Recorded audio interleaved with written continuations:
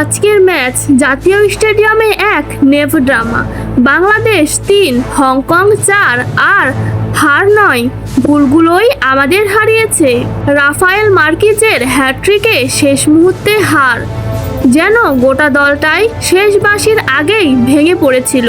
এই ভিডিওতে আমরা শুধু ফলাফল দেখব না, আমরা বিশ্লেষণ করব কোথায়, কিভাবে এবং কেন বাংলাদেশ ম্যাচটি হারলো। কোচের সিদ্ধান্ত থেকে শুরু করে রক্ষণভাগের ক্লিয়ারিং ভুল, দেরিতে করা বদলি আর শেষ মুহূর্তের মানসিক ফেল, সব খুলে দেখব বিশ্লেষণ ভিত্তিকভাবে। নম্বর ১, স্টার্টিং একাদশ ও কোচের সিদ্ধান্ত।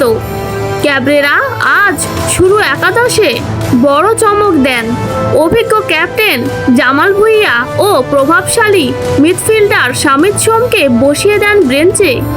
গোলপোস্টে ছিল তরুণ মিতুল মার্মা, মাঝমাঠে দাঁড়িয়ে হামজা চৌধুরী একাই, সামনে রাকিব, মোরসালিন, ফয়সাল আর পেছনে সাদউদ্দিন ও তাজউদ্দিন, কিন্তু সমন্বয় দেখা যায়নি কোথাও। আর দুই সোহেলকে নিয়ে কি আর বলবো, কোচের ছকটা শুরু থেকেই ভারসাম্যহীন মনে হচ্ছিল। মাঝমাঠে অভিজ্ঞতার অভাব আর রক্ষণে লিডারশিপের ঘাটতি, এই দুই বিষয়েই হংকংয়ের আক্রমণগুলো খুব সহজেই ঢুকে গেছে। আর এখানেই সবচেয়ে বড় প্রশ্ন, কেন তপু বর্মন এবং জায়ান আহমেদকে প্রথম একাদশে না রেখে হাফ টাইমের পর আনা হলো? দুজনই ছিল রক্ষণ ও উইং শক্তিশালীর জন্য অপরিহার্য, কিন্তু কোচ অপেক্ষা করলেন যখন ক্ষতি হয়ে গেছে। নম্বর ২, রক্ষণগত বড় ভুল, কোর বিশ্লেষণ। প্রথমার্ধে অতিরিক্ত সময়ে কর্নার ক্লিয়ার করতে গিয়ে বিশৃঙ্খলা। এভারটন কামারগো সহজ ট্যাপে ইনে গোল পান, সেটাই ছিল বাংলাদেশ রক্ষণের প্রথম ভাঙন। বিশ্লেষকরা একে বলেছিলেন কমেডি অফ এরর। কেউ মার্ক করছিল না, কেউ ক্লিয়ার করছিল না। এরপর দ্বিতীয়ার্ধে ৫০তম মিনিটে প্রতিপক্ষের সাবস্টিটিউট মার্কিজের কাছ থেকে আসে আরেকটি গোল। সেই মুহূর্তে সাদউদ্দিন মাঝে কমিউনিকেশন পুরো ভেঙে পড়ে। বলকে ক্লিয়ার করবে সেটাই ঠিক হয়নি, ফলাফল গোল। এই ভুলগুলো দেখিয়ে দেয় মাঠে কোনো ভোকাল লিডারশিপ ছিল না।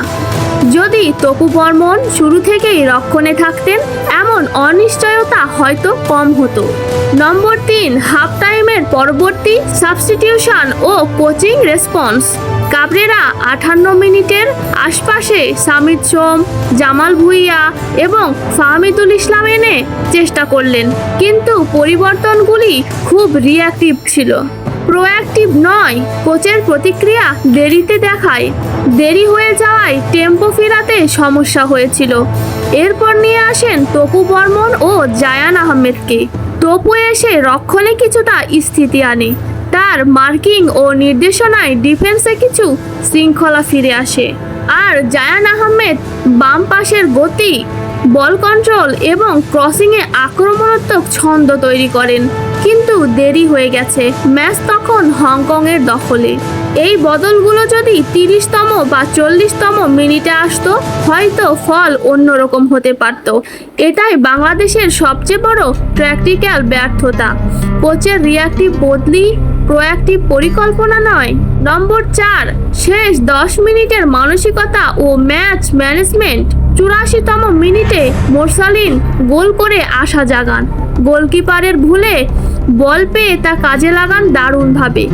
তারপর অতিরিক্ত সময়ে শামিদ সোম ৯৯ মিনিটে স্কোর সমান করেন। স্টেডিয়াম জেগে ওঠে, মনে হচ্ছিল ম্যাচ ফিরবে, কিন্তু মাত্র কয়েক সেকেন্ডের পরই সেই মানসিক ভাঙন। রক্ষণ পজিশনিং ভুল, কেউই কর্নারের আগের প্ল্যান মানল না। ফলাফল রাফায়েল মার্কিজ এর হ্যাটট্রিক আর বাংলাদেশের হতাশাজনক হার। শেষ ৩০ মিনিটে টাইম ম্যানেজমেন্ট নামের বিষয়টা পুরো অনুপস্থিত ছিল। বল ধরে রাখা, ডিলে প্লে, ক্লিয়ার করে খেলা শেষ করা কোনোটি হয়নি।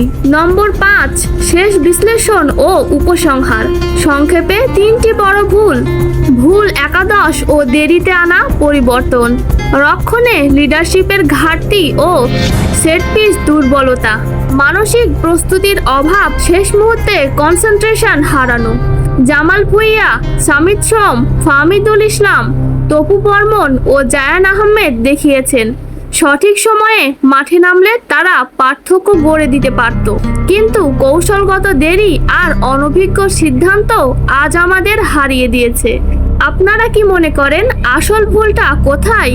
কোচের পরিকল্পনায়, না খেলোয়াড়দের মাঠের মানসিকতায়? কমেন্টে জানান আপনার বিশ্লেষণ। আর পরের ভিডিওতে আমরা ফ্রেম বাই ফ্রেম দেখাবো এই গোলগুলো কিভাবে প্রতিরোধ করা যেত।